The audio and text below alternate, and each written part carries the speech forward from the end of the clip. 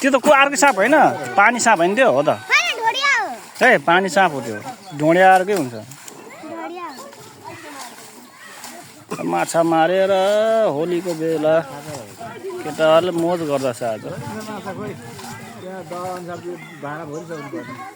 त्यहाँ पानी हिलाउँ धुकेछ नि माछाहरू अहिले निक्लिन्छ नि तपाईँ कुरा गर्नुहुन्छ अहिले मारेपछि हेरौँ न पानी हेर्नु कति माछा चल्दैछ स्याउ स्याउ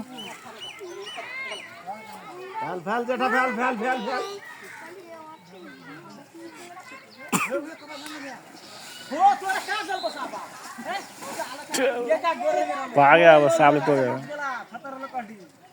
टोक्ला टोक्ला होला कोदाले खन्न टोक्ला टोक्ला